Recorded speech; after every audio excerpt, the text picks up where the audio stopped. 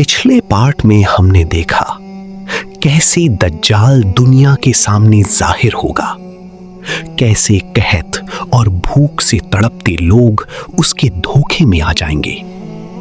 लेकिन अब फितना और भी खौफनाक होने वाला है, क्योंकि अब दज्जाल इंसानों की ईमान पर हमला करेगा। दुनिया में दज्जाल का फितना फैल चुका होगा। लोग उसकी ताकत देखकर हैरान होंगे। कई लोग उसे रब मान चुके होंगे। हर तरफ उसी का जिक्र होगा, लेकिन हर इंसान उस पर ईमान नहीं लाएगा। कुछ मोमिन ऐसे भी होंगे जो उसके फितने को पहचान लेंगे।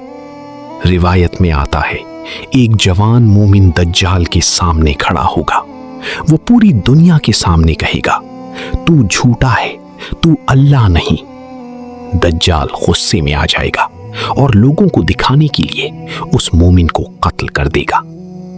फिर वो उसे दोबारा जिंदा करने जैसा मंजर दिखाएगा। लोग हैरान रह जाएंगे और कहेंगे, ये तो वाकई खुदा है।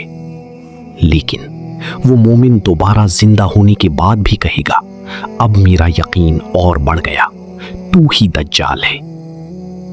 ये सुनकर दज्जाल और ज्यादा गुस्से में आ जाएगा, मगर वो उस मोमिन को दोबारा नुकसान नहीं पहुंचा सकेगा।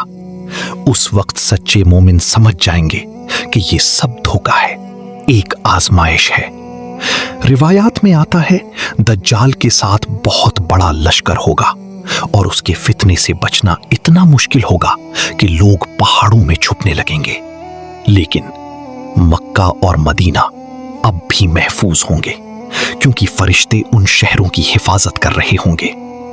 लेकिन सवाल ये है, आखिर दज्जाल का खात्मा कैसे होगा?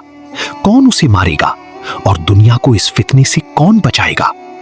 ये हम देखेंगे पार्ट 3 में। अगर आप नूरे इस्लाम की इस सीरीज का अगला पार्ट चाहते हैं तो वीडियो को लाइक करें, शेयर करें और कमेंट में लिखें, अल्लाह हम सबको फितने दज्जाल से महफूज रखे।